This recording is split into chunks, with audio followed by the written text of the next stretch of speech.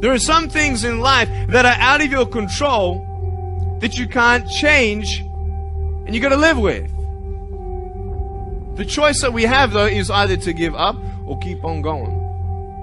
If you wake up tomorrow morning and blame your failure on someone or something else, you have no reason to change, do you? I want to ask you, what are you going to believe? Are you going to believe in yourself? Are you going to believe everybody else's judgment on you? Are you going to believe people when they say that you're a failure? No one really likes you, no one really cares about you. It's that son of a bitch's fault. Son of a gun! I did everything I could. But if you woke up in the morning and looked in the mirror and said, I am failing because of me, the decisions that I make, the energy I put in, I'm not passing the blame. If you look in the mirror tomorrow and say that, you will change. So sure enough, from poor to rich and from rich back to poor, what do you do now? What occurred to me was that even though my money was gone, I still had the skills. And the skills proved to be more valuable than the money. So I just simply went back to work, went back to the street, went back using the formula I had used in the first place to do well and made many times more what I did the first time. But I think that's the key. You just have to go back to work. You could be rich, man, but you cannot erase the work ethic part. There is no getting around. Ain't no elevator to the top. You got to take the stairs. The elevator don't go to the top, man. Not in the world of success. You got to take the stairs. Y'all got to start getting gritty, man. I hate it when I see young people wasting their time, wasting all this technology got. Just bull. Just sitting around in this world that's been created for you, that everything is instant.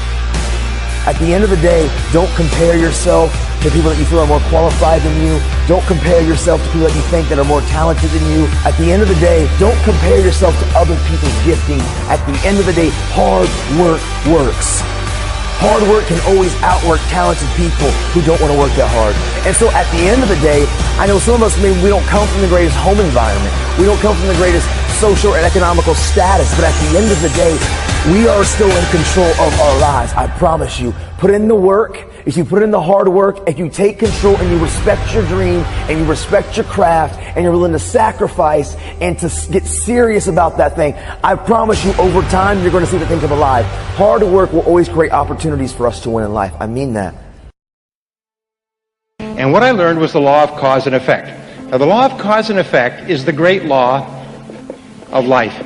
It basically says that there's a reason for everything. Everything happens for a reason. That success is not an accident. Failure is not an accident. If you want to be successful, happy, financially independent, if you want to achieve all your goals, it's not luck. It's not an accident. What you do is you find someone else who at one time did not have the effect that you want. You decide what you want. You find someone else who didn't have it, and you find out what they did to get it, and you do it over and over again until you get the same result. And it's not an accident. Well, when I learned this, it changed my life. You mean if I do what other successful people do, I'll get the same results that other successful people get? The answer is yes. You mean if I find out what top salespeople do, and I do the same thing until I master it, I'll get the same results as top salespeople? I'll make the same money? I'll have the same cars? Yes. So I went out and I did it, and it worked. The law of cause and effect is what changed my life. And by the way, I've been in many different businesses now. I've consulted for more than 500 companies over the years, over the last 20 years. And in every case, I ask them, how does your business work? What are the cause and effect relationships? And where is it strong? Where is it weak? What's working? What's not working? Where are the places where we can gain advantage? Where are the places where we're losing money and so on? And they think it's miraculous when I come in with this advice, which I charge them a lot of money for. Okay, so what I learned was this, is that there is a mental application. By the way, of all physical laws, there's mental applications. This is more important than anything else. It's that thoughts are causes. Thoughts are causes, and conditions are effects. Thoughts are causes. Oops. Thoughts are causes, and conditions are effects. That means your thoughts create the effects of your life. Is that your thought is created. You're almost like a magician in your own life. You create your world by the way you think. And the interesting thing is, it's not the way you thought yesterday or the way you might think tomorrow. It's the way you think at this minute, at this moment. It's the way you think in the now that determines your life. And your thoughts are constantly creating your world on a forward basis. The wonderful thing about our society, a free society like Singapore, is that at any given time you can draw a line under the past and you can say, that was the past, but this is how I'm going to think in the future. And your whole life, just like turning the wheel of a car, goes in a different direction. If you change your thinking, you change your life. And when I learned this, you mean your outer world merely reflects your thoughts? Your outer world is merely an image of your inner world? Is that you keep attracting into your life people and circumstances in harmony with your thinking? Is that everything you have in your life you've created by the way you think? And that if you don't like anything, you can change the way you think and attract something different? Yes, all of that's possible. And once you learn that, you realize there's only one thing in the universe over which you have complete control. What is that? You only control one thing in the world. What is it? You can control your thinking.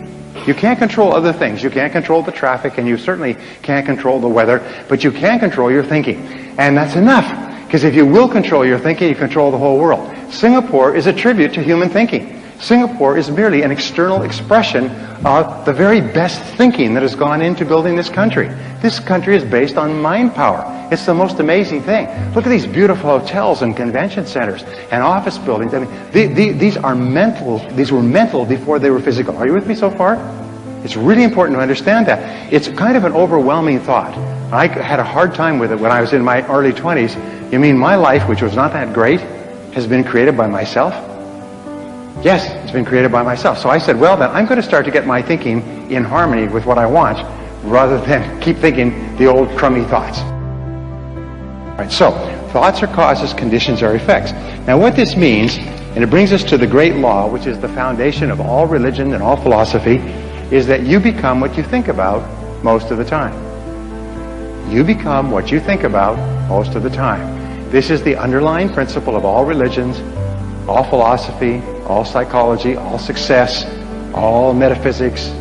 Everything is you become what you think about most of the time. So the question is, what do you think about most of the time? By the way, this law is always true, except there are a couple of exceptions. If there weren't exceptions, then every young man would turn into a young woman by the age of 20. But nonetheless, you do become what you think about most of the time. Now, by the way, one of my subjects when I was poor is I began to study self-made millionaires. Self-made millionaires are people who start with zero and within one working lifetime pass the $1 million mark.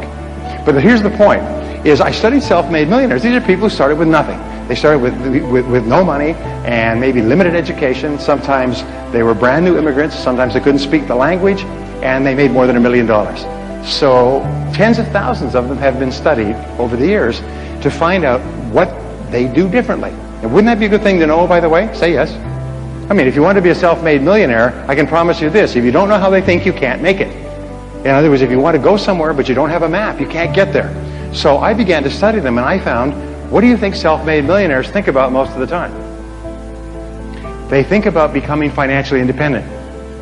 Because financial independence to them is very important. They want to reach the point where they don't have to worry about money. After that, they will spend. What do you think poor people think about all the time? They think about how little money they have and think about spending everything they have. And everything they can borrow or put on credit cards. So self-made millionaires are always thinking in terms of financial independence. Poor people are always thinking about how poor they are. Now, if you want to become a self-made millionaire, starting point is begin thinking about financial independence. And I'll talk about this in just a second. So, go back to my question. What is it that successful people think about most of the time? Come on, this is real simple, but it's really important. What do they think about most of the time? Success? You're right. They think about what they want most of the time and how to get it. Now, these are the two turning points in your life. Think about what you want and how to get it. What is it that you really, really want, and how do you get it? And that's what they think about most of the time. And if you think about what you want most of the time, you start to move toward it, and it starts to move toward you. If you think about how you can get it and what you can do to move faster toward it, you begin to see all kinds of ideas. You all know these things about the brain, but the fact is, if you plant an idea in your brain, you suddenly start to see all kinds of possibilities to achieve the idea. Successful people are successful because they think and talk about what they want Unsuccessful people are unhappy because they think and talk about what they don't want. They think and talk about the people they're mad at and their bad experiences and their bad luck and their bad job and just shut up. They whine and cry about their situation, but successful people are thinking about what they want and how to get it most of the time.